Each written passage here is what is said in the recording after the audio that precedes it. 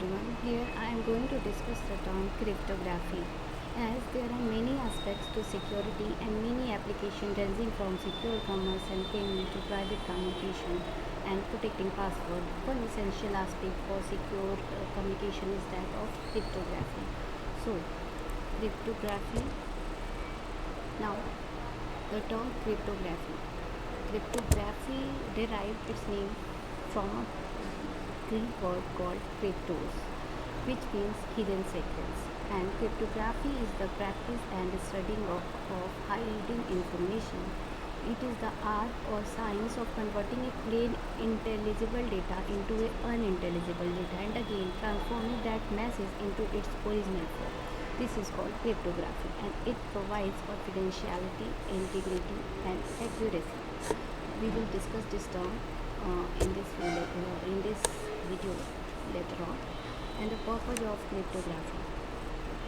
The purpose of cryptography is authentication, and authentication is the process of proving one's identity.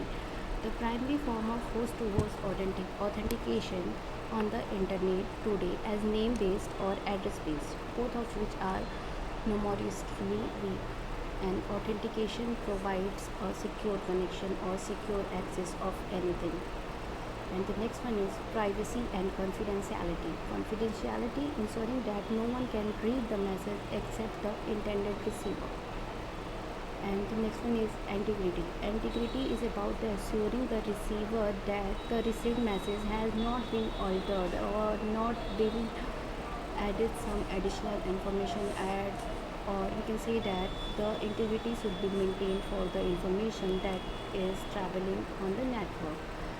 And the next one is non-repudiation. Non-repudiation is a mechanism to prove that the sender really sent this message and the other vulnerable user is not sent it.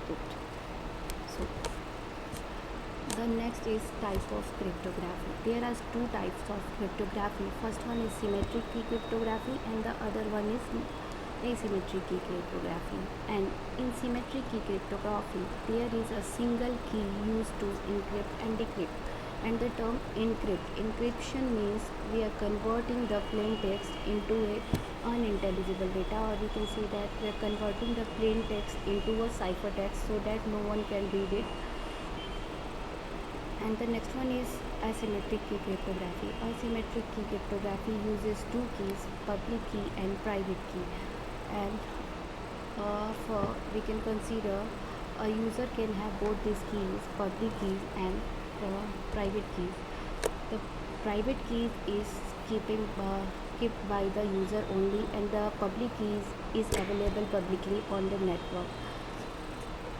And here we are converting the plain text into ciphertext by using public key and then again converting ciphertext to plain text by using private key of the receiver. This is the process of encryption and decryption. And the process of cryptography is, suppose we want to send the data to A, then we encrypt the data by using the public key of A and then send it on the network, and then A receive it and decrypt this data by using a private key.